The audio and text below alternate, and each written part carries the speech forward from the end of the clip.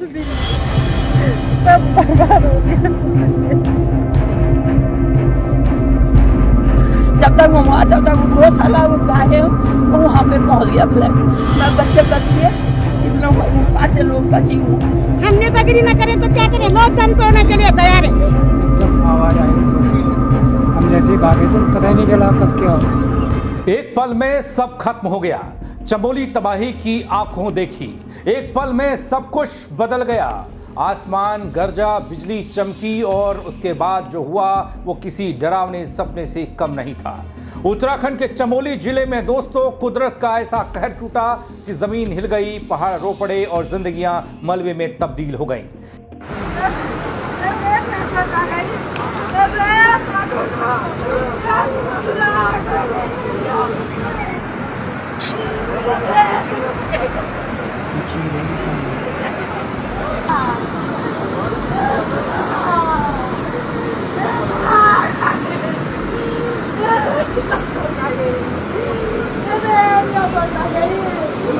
कुछ की चीखें थी, कुछ की खामोशियां और कुछ मासूम बच्चे जो बच गए पर अब किसी को ढूंढ रहे हैं बल। इस रिपोर्ट में मैं आपको बताऊंगा उस तबाही की आंखों देखी जब लोगों के संभलने तक का मौका इस तबाही ने उनको नहीं दिया। बस एक आवाज आई ऊपर से और फिर हर तरफ चीख पुकार थी।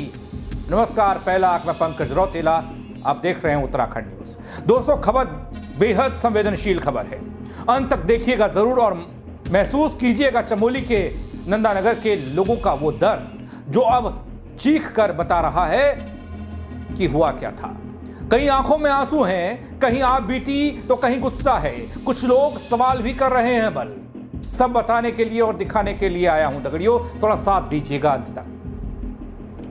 लोगों के दर्द की बात करूं और दिखाऊं उनके आंखों के आंसू, लेकिन उससे पहले एक तस्वीर दिखा देता हूं, वो देखिए।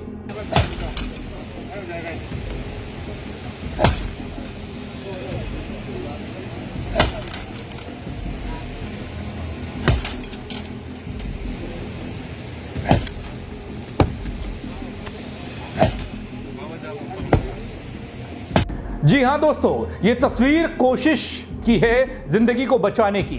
कठिन परिस्थितियों के बावजूद जवान हथौड़े और औजारों से छत तोड़कर भीतर दबे लोगों तक पहुंचने की जद्दोजहद कर रहे हैं, कोशिश कर रहे हैं। दोस्तों, हर सेकंड कीमती है बल और जवान दिन रात उम्मीदों को जिंदा रखने की जद्दोजहद कर रहे हैं, उसमें जुटे हुए हैं ताकि किसी जीवन को जीवनदान दिया जा सके।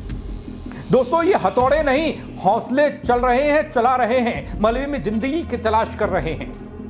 और भी बहुत सारी तस्वीरें आई हैं ऐसे पुलिसकर्मियों को, एनडीआरएफ और एसडीआरएफ के उन तमाम जवानों को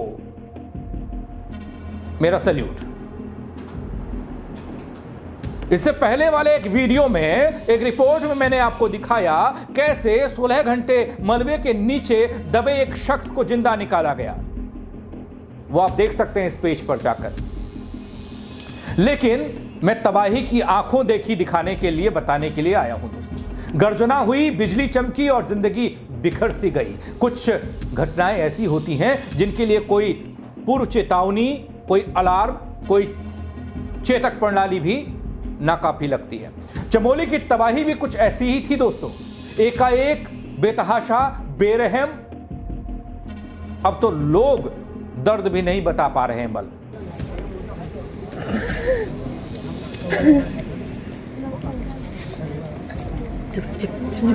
सब कुछ हो जाएगा, जिंदगी रहेगी तो बहुत कुछ होगा। आप लोग बचे हुए हैं, बहुत कुछ होगा। और अगर आप लोगों को कुछ हो। दोस्तों, हर चीज सामान्य थी, जैसे पहाड़ों में अक्सर होता है। हल्की बारिश, बादलों की आवाज और थोड़ी दूर चमकती बिजली। लेकिन किसी ने नहीं सोचा था कि अगले चंद सेकंड में पूरे गांव की तस्वीर बदल जाएगी।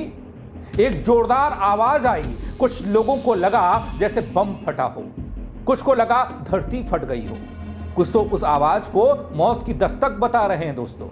10 मिनट तक तो देखते रहे, टॉर्च लगाया, 10 मिनट के लिए फ्लैट पहुंच गया। 2 गाड़ियाँ 6 मुड़ी में। बच्चों ने बोला कि बहुत बड़ा फ्लैट है, तो वो ये दूसरा रास्ता से बोला 5 आदमी, 2 बहू 3 बच्चे, 2 गाड़ियाँ निकालने के लिए चाबी पकड़ी, बस जब तक वो वहाँ तब तक वो गौशाला वो गाय है वो वहाँ पे पहुँच गया फ्लैट। मैं बच्चे बच गए, इतना 5 लोग बची हूँ। और वो मथी हालत तो सुती है। पलक झपकते ही तबाही की तस्वीर उतर आई। पानी, मलबा, पत्थर, पेड़, बिजली के खंभे, सब कुछ बेकाबू होकर पहाड़ों से नीचे ऐसे आए जैसे आसमान टूट पड़ा हो। कोई दौड़ा दरवाजा बंद करने, कोई बच्चों को उठाने, कोई बुजुर्ग को बचाने के लिए निकला, लेकिन समय नहीं था। किसी न किसी को तो बोलना पड़ेगा ना, कोई ना कोई तो बोलेगा। हम नेतागिरी ना करें तो क्या करें? लोग दम तोड़ने के लिए तैयार है। आप पहले खाना खाने के लिए तैयार हो गए। वहाँ भूख से थोड़ी मरता है आदमी, परेशानी से मरता है। आवाज़ से मर रहा है आदमी, भूख से एक दिन में नहीं मरता है आदमी।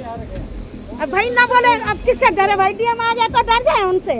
लोग मर रहे बोल रहे हल्ला मत करो, हल्ला मत करो, हल्ला मत। ये वो आपदा थी दोस्तों जो आपको सोचने तक का मौका नहीं देती। बल गांव के कई प्रत्यक्षदर्शियों ने अपनी आंखों देखी बताई। आज भी उनकी आंखें डरी हुई हैं, पथराई हुई हैं। वो बताते हैं जैसे दरवाजा खोला, सामने घर की दीवार ही नहीं थी। मलबा लहर की तरह आया और सब ले गया। सिर्फ बच्चे बच पाए, बाकी सब चीखते चिल्लाते न जाने कहां समा गए।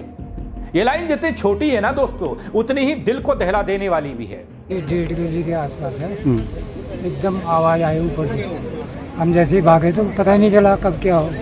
मैं ऐसा हवा में ऐसा है, बिल्कुल पता नहीं चला हमको। दगड़ियों, घर नहीं रहे, सड़कें धसी हुई हैं, होटल, रेस्टोरेंट, रिजॉर्ट मिट्टी में मिल गए। ये हमने देखा पूरे उत्तराखंड में तबाही के दौरान। मोबाइल सिग्नल गायब हैं, बिजली ठप है।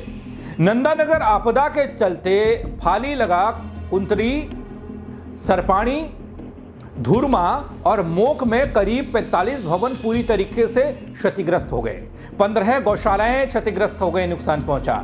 कई पशुओं की मौत की खबर आई। 28 पशु लापता बताए गए, कहां चले गए पता नहीं, या मिट्टी में दफन हो गए। 10 घायलों को हेलीकॉप्टर से हायर सेंटर भेजा गया। 2 का नंदानगर में उपचार चल रहा है। बचाव कार्य में एनडीआरएफ के 27, एसडीआरएफ के 22, आईटीबीपी के 28, पुलिस के 20 व डीडीआरएफ के 7 जवान लगे हुए दिखाई दिए। शुरुआती तौर पर नंदानगर और सेरा में राहत शिविर में प्रभावितों के रहने और खाने की व्यवस्था की गई। दोस्तों, नंदानगर में आई आपदा में राहत और बचाव कार्य लगातार जारी है। इस दौरान गंभीर घायल 11 लोगों को हेलीकॉप्टर से हायर सेंटर भेजा गया। दोस्तों, फाली लगा कुंतरी के प्रभावित परिवारों के लिए प्राथमिक विद्यालय, सैंती, मरिया आश्रम और पूर्ति निरीक्षक गोदाम में राहत शिविर बनाया गया है। धुरमा की बात करूं, धुरमा गांव के करीब 25 और सेरा गांव के करीब 12 परिवारों के लिए भी देर शाम तक शिविर की व्यवस्था की गई। अभी भी रेस्क्यू चल रहा है, तस्वीरें आ रही हैं। इधर आपदा सचिव ने भी जानकारी दी है, देखिए क्या कुछ उन्होंने कहा है। जनपद चमोली के नंदानगर घाट में 4 अलग अलग स्थानों पर अत्यधिक वृष्टि के कारण काफ़ी क्षति हुई है। इसमें लगभग हम मकान की बात करें तो लगभग 33 मकान प्रभावित हुए हैं, लगभग 6 दुकानें प्रभावित हुई हैं, गौशालाएँ लगभग 10 प्रभावित हुई हैं और लापता अभी तक 14 लोग बताए जा रहे हैं, जिनकी खोजबीन जारी है। लगभग कुल 300 के आसपास लोग प्रभावित हुए हैं पूरे घटनाक्रम में। मौके पर इस समय एनडीआरएफ के 28 लोग, एसडीआरएफ के 16 लोग, आईटीबीपी के 25, पुलिस के 12 लोग, जिलाधिकारी स्वयं, पुलिस अधीक्षक स्वयं मौके पर, वहाँ के क्षेत्रीय माननीय विधायक, सब लोग मिलजुल के सम्मिलित रूप से प्रयास कर रहे हैं। राहत बचाव कार्य के लिए व्यवस्था की जा रही है।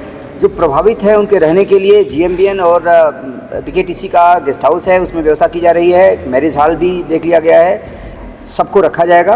प्रयास ये है कि जो लोग प्रभावित हुए हैं उनके रहने खाने की पूरी व्यवस्था और अन्य व्यवस्था की जाए। एक बच्चा क्रिटिकल रूप से घायल था, उसके लिए यहाँ से हेलीकॉप्टर रवाना हो गया है, बच्चे को इवैक्यूएट करके एम्स ऋषिकेश में ला रहे हैं। इसी प्रकार से जो लोग घायल हैं सबको समुचित इलाज के लिए व्यवस्था माननीय मुख्यमंत्री जी ने किया है। अभी माननीय मुख्यमंत्री जी कंट्रोल रूम में आए थे, उनके द्वारा डिटेल में जिलाधिकारी से बात करके पूरी बातों को समझा गया है और हर प्रकार से सहयोग का आश्वासन दिया गया है प्रभावित व्यक्तियों। दगड़ियों, तस्वीरें बदल जाएंगी, कैमरे भी हट जाएंगे बल, लेकिन चमोली की वो रात जब आसमान फटा और जमीन कांपी, वो कभी नहीं भूली जाएगी। जिनकी जिंदगियां मलबे में दबी हैं उनके लिए राहत की हर सांस भारी है और जो बच गए हैं उनके लिए हर आने वाली रात डरावनी है। ऐसी ही कहानी अपने चमोली की है। क्या कहेंगे दोस्तों खबर को लेकर आप? मुझे कमेंट के जरिए बताइएगा। इस दर्द को साझा करिएगा, संवेदनाएं व्यक्त करिएगा, प्रार्थना करिएगा ऊपर वाले से कि ऐसी आपदा कहीं आए ना, लोगों पर ऐसी मुसीबत वाला पहाड़ कभी टूटे ना। खबर को लाइक करिएगा और शेयर करिएगा, लोगों को दिखाइएगा, बताइएगा कि किस तरीके से लोग दर्द में हैं, परेशानी में हैं। सरकार और सिस्टम के लोग भी देखेंगे, आपदा प्रबंधन वाले भी देखेंगे। शायद कोई ऐसा सिस्टम आ जाए जिससे हमको पहले ही पता चल जाए कि यहाँ पर ज़्यादा बारिश होने वाली है, बादल फटने वाला है, हम उस गाँव को खाली करा पाएँ, उस इलाके को खाली करा पाएँ। शेयर करिएगा दोस्तों। मेरे साथ जुड़ने के लिए आप सबका बहुत शुक्रिया। जय उत्तराखंड। सब बर्बाद हो गया। जब तक वो साला वो गाहे वो वहाँ पे पहुँच गया फ्लैट। मैं बच्चे बच गए, इतना 5 लोग बची हूँ। हम नेतागिरी न करें तो क्या करें, लोग दम तोड़ने के लिए तैयार है। एकदम आवाज़ आई ऊपर से, हम जैसे भागे तो पता ही नहीं चला कब क्या हो।